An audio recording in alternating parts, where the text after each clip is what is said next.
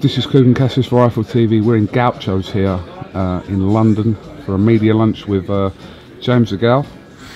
It's plush, isn't it? It is, isn't it? Look at those chairs. Sick, thick, bruv.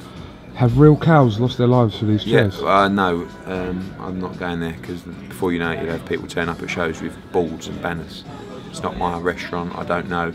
I think it's 4 cow. I don't believe so. I don't 4. believe so. Yeah, we're here. I'm going to try and be a little bit more corporate today because in the previous interviews we did, which is talking about the new beauty salon and stuff like that, I'd had a few beers to be honest with you, and my mum told me off. A lot of swearing. A lot of swearing. Yeah, grounded me. So much more corporate today. Did you watch them interviews thinking? Yeah. Yeah. Well, a bit of a loud man, you know, but I don't get out much, so it's quite nice. Release. To have a beer, you know. I only had about 3. Total lightweight these days as well. Absolutely. I know. We're here for James DeGALE, ahead of his fight on the Fox Groves undercard eliminator against Brandon Gonzalez.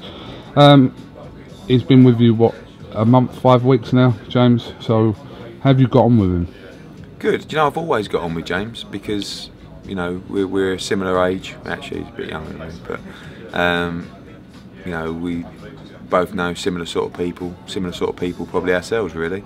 Like to work hard but like to banter, and I'm excited to be working with him. I had the opportunity, or looked at the opportunity to work with him probably 2 or 3 years ago when he left Frank Warren, so didn't get the job done then but got the job done now, and I feel as though we're here at the perfect time in his career, really the breakout time for James DeGALE. And a lot of pressure on him on May the 31st. You know, one, it's a really tough fight, but 2, he's got to perform well, and that's a difficult ask because really it should just be about winning. But when you're on this level and on this kind of platform in front of this amount of people, you want to do it in style and you want to make a statement, and I think that's what he's preparing himself to do at Wembley. Do you know, when you initially were in talks with him to get him on board, was there ever a thought of trying to get him out before this fight, as in not on a bill, but no, because it was only no, with the timing involved, and also with the IBF, when they make a fight like that, neither fight can take another fight in the meantime while negotiations are taking place, or when a fight gets announced. So the answer really is no. And also, when you've got a fight of this magnitude, you can't, you know, afford any slip-ups, any injuries, any nicks. So, you know, he's been fairly active. So I think he's ready. You know, he's ready for a big fight. I think he feels like he's rejuvenated. He feels like he's got the buzz back, the swagger back. Because let's be honest, that's what James DeGALE's all about, really. You know, when you saw him winning golds and saw him starting off his career, he's got that swagger and he's got that buzz about him. And that you either like that or you don't like it, but that's fine. I'm happy for him to have that persona.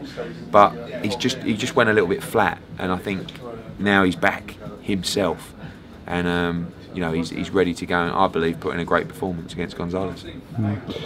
Do you think that possibly this is the most relevant fight that could have gone on this card, as in reference to Fox and yeah, Grove? I mean, not stylistically or to watch. Yeah, that, you know, that's yeah. we'll have to wait and see. But you know, we're in a real golden period for British boxing at the moment, and I think we're only just getting started. But what Fox Groves has done is it's showed us the potential of the sport, and showed us that rivalries create interest, create hype, and put bums on seats. And we need to keep that going. And what James DeGALE does is he enters that mix. You know, he's got the personality, he's got the ability. It's not like you're just throwing someone in the mix who you know couldn't compete at that level. You know he can. So it's very real. But in answer to your question, it couldn't have worked out any better. And the winner of DeGALE against Gonzalez is the mandatory challenger for Carl Froch or George Groves, whoever wins that, and it's on the same night. So for DeGALE, he can go and box against Gonzalez in a really tough fight, by the way, get the job done, take his seat, and know I'm fighting the winner. You know, and then the hype starts all over again, doesn't it? But it's the timing is perfect. what would happen in a scenario where Froch and Gonzalez were to come out victorious on the night? What would happen? Well, then Gonzalez would be the mandatory challenger for Carl Froch. and then you got issues, really, haven't you? Because it's not really a fight from a commercial point of view. You know, the biggest problem for any fighter when they've been involved in a fight of this magnitude is, right, mate. Hi, mate. Just want to say hello. I won't interrupt for too long today. Nicely, thank you very much for Saturday night. That's all right. Oh, yeah, no worries. Thank you. Cougs.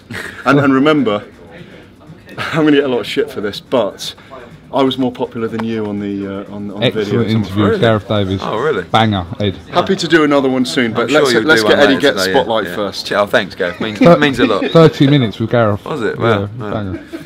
I've lost where we're going now. So, yeah, Froch against Gonzalez, because when you've had a fight of this magnitude and a payday of this magnitude, it's very difficult to step down in one that's, you know, not as big in both those areas. So, you know, if Froch was to be victorious in this fight, I'm not sure. You know, he'd definitely be up for a fight with DeGALE, but I'm not sure he'd be up for a fight with Gonzalez. How does it work with the mandatory position? We know George was a mandatory in the first fight, so is this effectively another mandatory for Froch? So I guess so. So I mean, basically the way that it works is that every so often the IBF will call a mandatory. This was due to be Carl Froch's voluntary.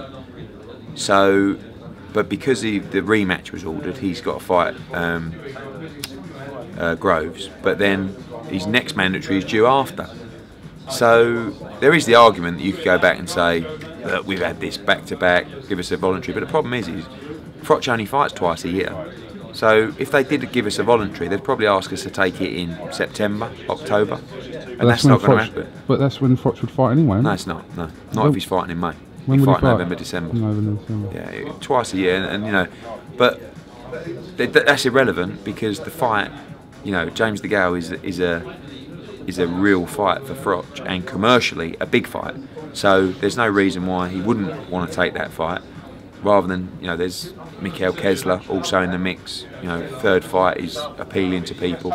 Ward, but ultimately we've seen the size of these domestic fights, and Froch to beat DeGALE or Groves beat DeGALE is going to be another huge event for British boxing. Is there a rematch clause? No. For Froch Groves? No. Nothing in that. No. Okay. Sometimes when I answer a question, why do you go, Is it you're just saying, or is it, I don't believe you? I do it a lot, not just specifically with you. If I didn't know you, I might just. What would you like me to say? Replace the him with? Thanks for clearing that up. Okay. I just do it. I do that a lot. Someone pointed out. Okay. James Gale's just arrived there. Alright, well listen, I'm not going to talk to you about anything else today because we've got Cardiff Wales tomorrow. Really looking forward to the Cardiff event. That's going to be a great show. I'm not being, don't want to blow my own trumpet, but our shows are the nuts. Okay. Thanks for letting us know that. No worries. Kevin Cassius, Eddie Hearn, IFL TV. Thank you very much.